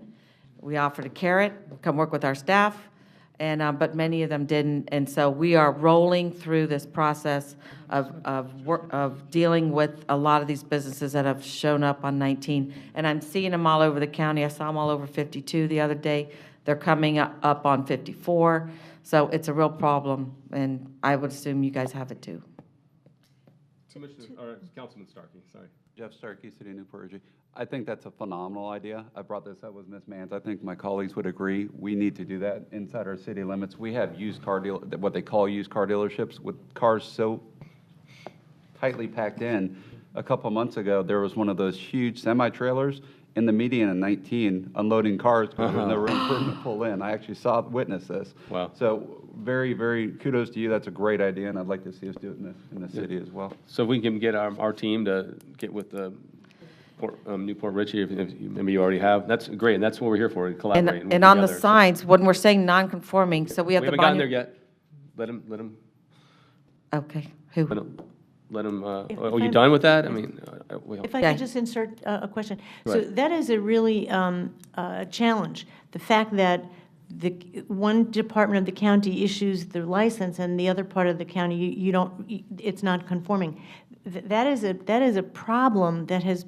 We don't that do was the cre- license, the tax collector does the business tax receipt. Yeah, I know, but I'm saying that you can see that the problem is. Oh, that it's they're disconnect. issuing that Yeah. and it's not conforming, and I know that that is a problem. We've experienced that in our own city. I know that there needs to be, and I know, I'm just sharing this with you, the county, but there needs to be something on the tax collector or the property appraiser's office, check with your city that. We made a something, brochure. Some kind of a, well, it needs to be right on the website. Yeah, and we actually found an awful lot of businesses that don't have their business tax receipt also. So it goes both ways. And I know, just to be very quick on the signs. we got 30 minutes. So if you're a non-conforming sign, you're not 11 foot, you're not a monument, and you don't have architectural details. So that's what we're talking about. These they're called lollipop signs. If they were damaged in the hurricane, they cannot just go buy another face and put it on their non-conforming sign. They now have to get a new sign that is 11 foot high and now come into compliance with our new sign code that came in about 15 years ago. So I think that visually should make a nice difference on 19. Ma'am, just another fun fact on those monument signs, there was 0% damage sustained to those. Interesting. Very good. That is a fun fact. That's a good fact. Micah, do you have anything else? No? No, sir. All right, well, thank you so much. All right. Smina, Mary Helen?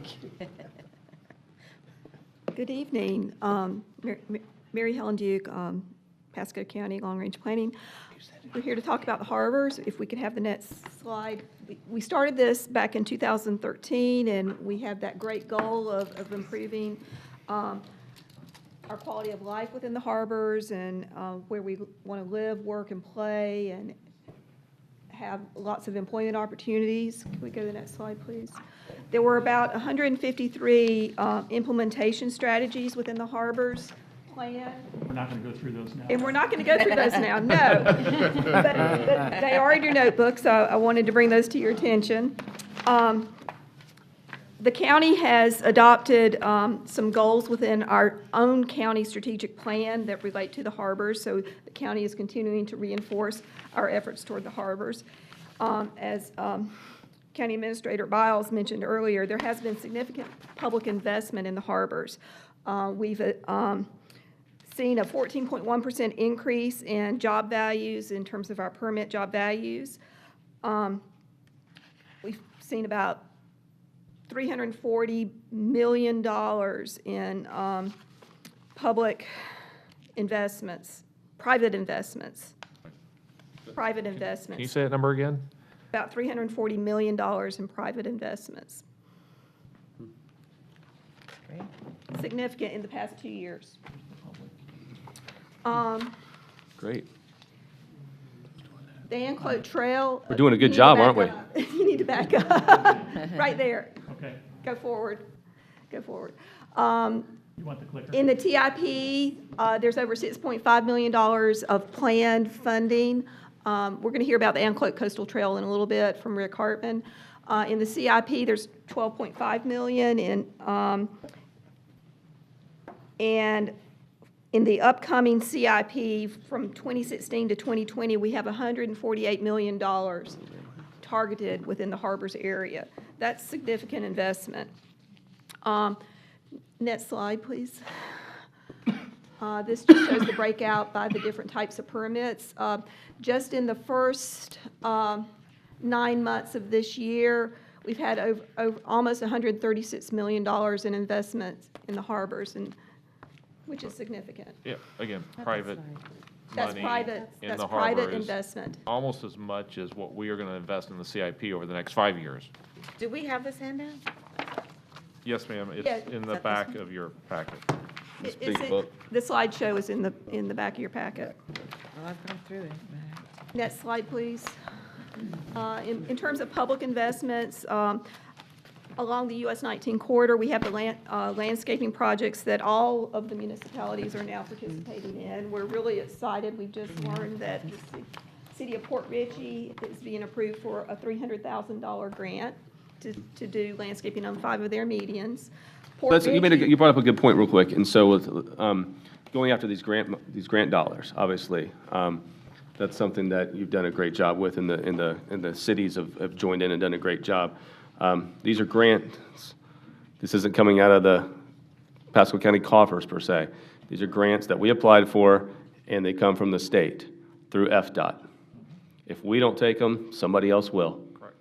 And we know how much need there is on US 19 to beautify that area, to attract more businesses to come to that area. And we're going to talk about that, I know, a little bit more later, about new ways that we have, that we discussed Tuesday about bringing more businesses to this area and redeveloping that area. But this is a big part of it. Yes, sir. So kudos to staff, kudos to the cities for all taking part in this grant funding.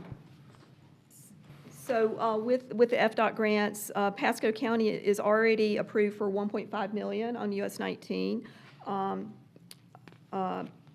Newport Richey, their phase 1, they got a $126,500 grant from FDOT for phase 1.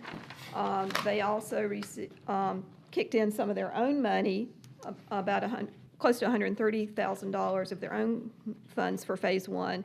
And in phase 2, they've kicked in almost $550,000 for US 19. And we love seeing that landscaping going in on US 19. It's great, and we're looking forward to our sections going in as well. Let's go to the next slide. The county plans to submit, to make additional submittals to FDOT of $500,000 for the next couple of years. So we're anticipating another $1 million from FDOT in order for the county to complete our unincorporated sections of US 19.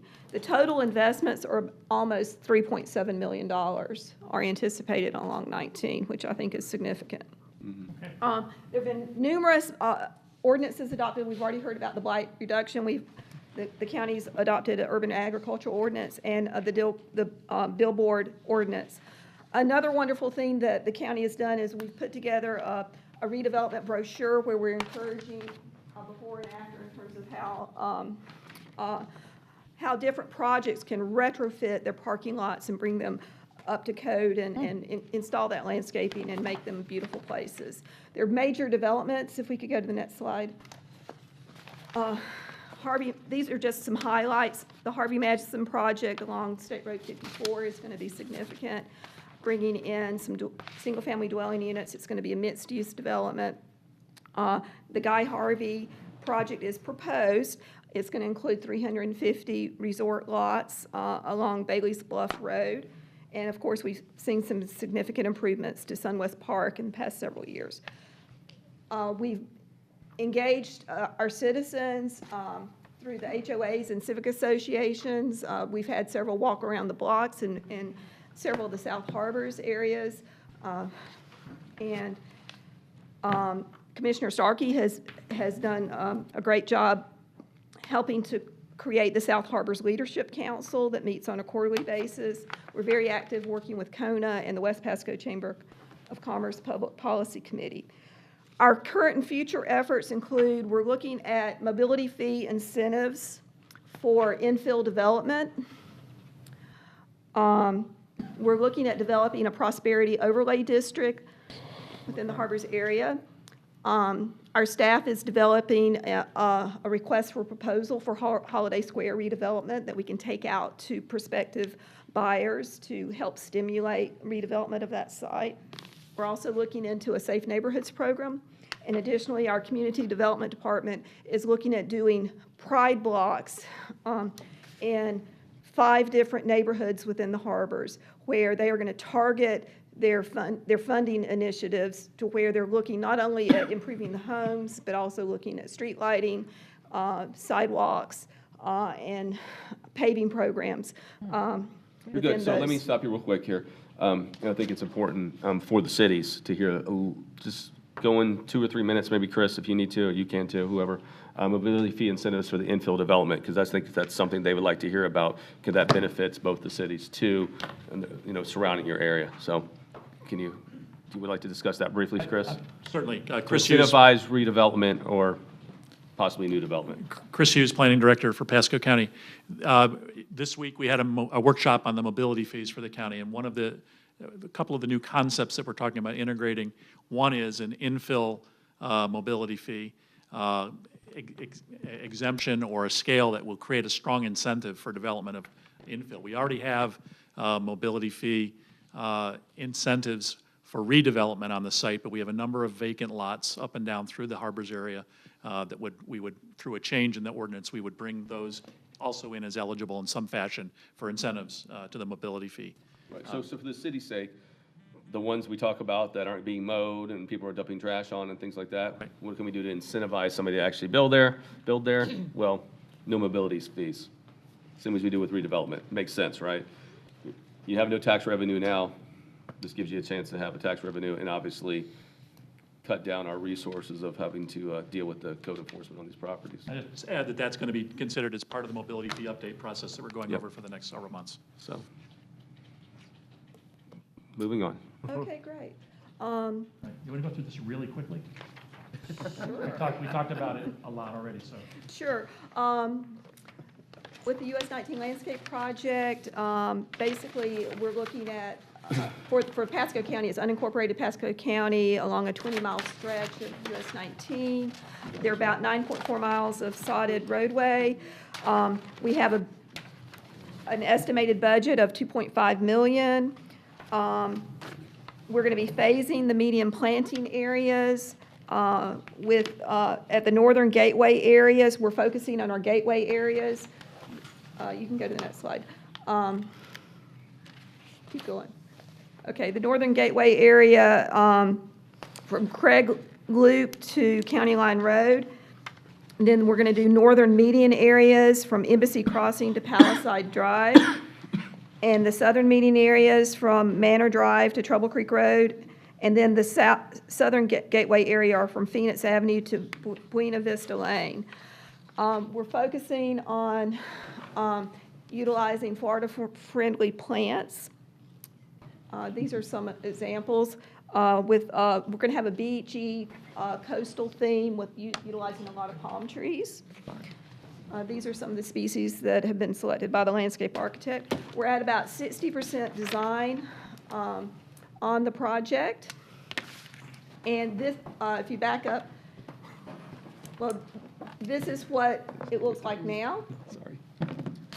And this is what it could look like in the future with some visual date nut palms and the perennial peanut is the yellow around the edges, and then there's some agaves and some other species.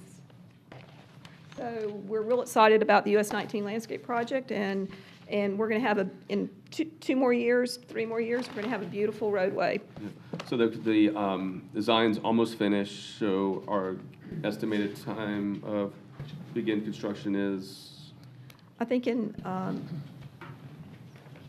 spring, So yeah. it's coming up. It's coming up. About 6 months from now or less. Yeah. Look, more things happening, right?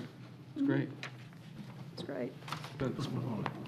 Okay, thank you. Thank you so much for that update. Okay, We thank appreciate you. it. Good things. Just before we jump, Rick Hartman's coming up for trails and future connections. There was a comment on the agenda for billboards. That was just a reference to kudos to the board for the work that you did on digital billboards and signage. One of the major impacts that's going to happen up and down 19 is the consolidation of billboards to hire newer technology that will improve the billboards themselves, but in exchange for a reduction of other billboards. So it's a reduction of total square footage of the signage on 19 and other places in exchange for more efficient and hopefully more attractive billboards that'll have better messaging. So, Rick, you can go up there. Commissioner Starkey, we only have 15 minutes left, just so you know. I know we're talking about trails. Did I say a word on the billboards? I held my tongue. Meeting, just for that reason. Rick, you want the clicker? You can run your own slides, sorry. Richard Hartman, I'm glad everybody waited around for this. Talking about the harbors, multi-use trails, and partnership. Richard Hartman. And who are you? I am the MPO Active Transportation Planner. One of the things I want to show you is that the Greenways, Trails, and Blueways map has approved trails, and I went backwards. Okay, let me start again, because this is not going correctly. All right, well, let me just jump straight in. We've got the Coastal Anclo Trail in the southern part of the harbors area.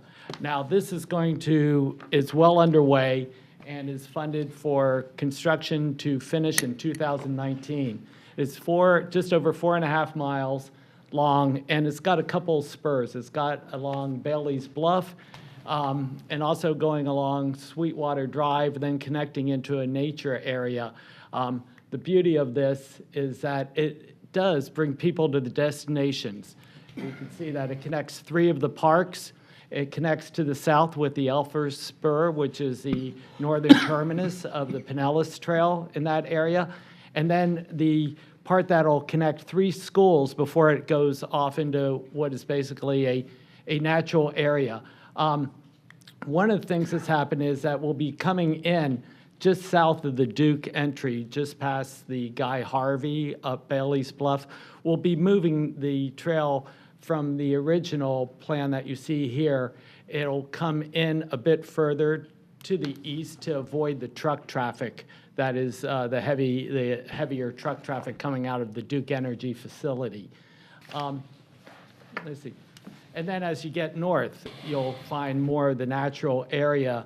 This is the typical section that we'll be building through that nature area, coming out, crossing Bailey's Bluff to the north after it cuts over just towards Strawber, and then continuing up on the west side of Strawber, or Bailey's Bluff till it gets to Strawber Highway. The other thing I wanted to bring, and I will be brief here, is that there's also plans for the northern part of the harbors area. And I know Commissioner Mariano mentioned this the other day. We have on the Greenways, Trails and Blueways map, we have a trail on 5A, trail connecting 5A to Old Dixie along Hudson, and then we do have a trail planned along Old Dixie from Sea Ranch, extending all the way up to the north. You are fast. Should have left this with you. All right, so I just wanted to point that out, that it was nice to hear about all the work that we're talking about, the midsection, Port Richey, the cities, and I want to congratulate Newport Richey on their Ciclavia event, Open Streets event that took place October 7th. And, like to do more of that in the county also, especially in the different market areas too, so that we serve all people. But we are looking at the 5A Hudson Old Dixie. Old Dixie has 2 major segments that are on the project priority list. And so as we have discussed, or as the board has discussed, it's the board's discretion where they fall on the project priority list. So I'll be happy to bring back something to the MPO board at the next meeting, talking about where it is on the project priority list and what can be done in the future, as well as funding sources that we're looking at, including the E-LAMP, SwiftMud, and things of that sort. So that's basically it. Marlowe first. Any questions? Thank you. Yes, I do. Mayor Marlowe, please, and then Commissioner Starkey. Rob Marlowe, just a comment. I'm thrilled to death to see the Anclo Coastal Trail. I would encourage you to think also in terms of connecting the northern part of that trail up to the trail that runs along US 19. That's what I'm going to talk about. From down by the McDonald's all the way up to Marine Parkway. We're looking at getting from downtown Newport Richey down to that trail, and that would give us a connection that, again, with the trail we're talking about, trying to work out with Port Richey, conceivably you could go all the way from Salt Springs to downtown St. Petersburg at some point in the not too distant future, and that would be seriously cool. Very nice. Now, I want to bring this up because I've done it about 20 times today. We need to start saying Gulf Coast Highway, don't we? The new designation for for US 19, right? Doesn't it sound so much nicer, doesn't it? It does. I got to get that in my brain too, you know? We'll get there. So, following up what you were saying, our phase 2 in this area is to put a trail down along Gulf Coast Boulevard. The right-of-way is already there, and it'll connect to that trail that's already built there at the McDonald's. But another idea that I want to start throwing out to you guys is something we started working on here. It was actually my first meeting with Mr. Biles when he was just coming in, and that is something that I'm calling the Trouble Creek Greenway. As you know, we have that Eagle Point Park, and we are in very preliminary discussions with the landowner just to the east of that park. I'm hoping we're not too late, but we want to purchase that property with ELAMP money or Parks money, not sure what that will end up being, but we made an offer.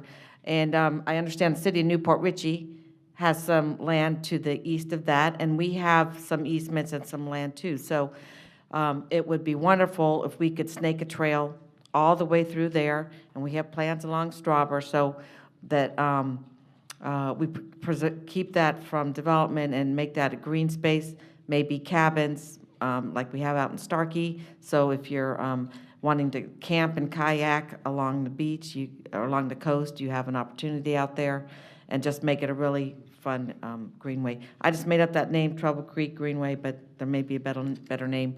But we would love to work with you on that. Thank you, Commissioner. Commissioner Mariano? Just a quick thing. Richard, I greatly appreciate, just the other day, we talked about doing that connection from 5A, which already funded to have that trail all the way up to Old Dixie. It's great to see you do that. And for Mr. Casper as well, coming together and putting that map for that roadway, the sidewalk under the bridge. I mean, you guys are doing a great job, so just want to thank you. Very much. And I'd like to reach out. The theme of this is partnering with the cities. And so I'm going to do make more of an effort to find out where their trails are that we were mentioning earlier and see how we can work together. Great, thank you. Any other questions? No?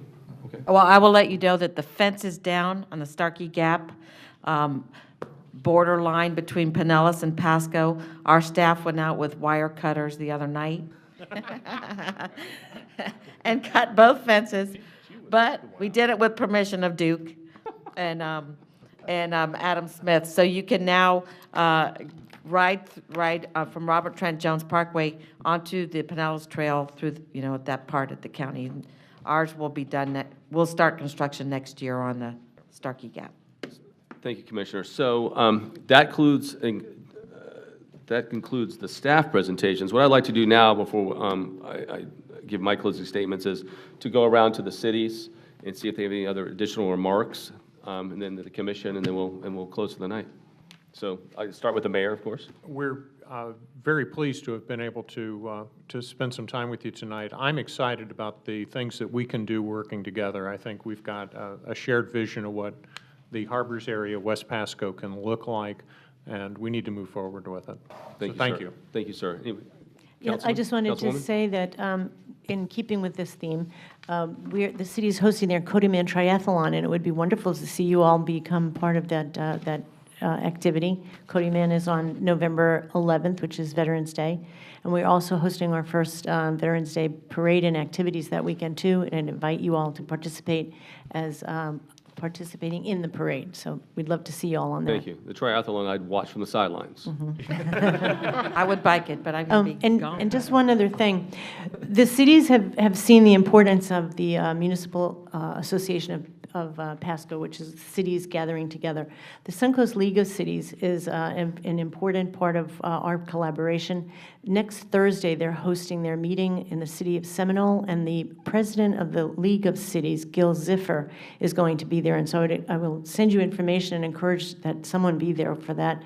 The Suncoast League is really pushing some very important initiatives for cities. One is home rule. And they've made transportation a priority as well this year. So I'd love to see some participation with the county. Thank you. Anybody else from Newport Richey? No? Thank you all. Oh, it's Councilman Starkey. Thank you all very much for your time. I get to spend time with you at the MPO meetings, but this is a different setting. I've learned a lot. Y'all are doing a lot more than I realized. So thank you for bringing us up to speed. And if we can continue to work together in a positive fashion, I think we're going to see more results much quicker. So thank you very much. Thank you so much, Councilman. I appreciate you. City of Port Richey, I apologize. I just want to thank the commissioners for bringing us the opportunity to get those Restore Act funds. For the longest time, we've been languishing, trying to get dredging done. And we're very excited now that we're going to have a shovel in the water pretty soon. And on behalf of myself, my city, and my citizens, I thank you. And a special thanks goes out not only to everyone in the county that helped us with this, but especially Curtis Franklin. And I hope when he gets squared away on this, that you give him a few mental health days. I think he could probably use it after dealing with the Treasury.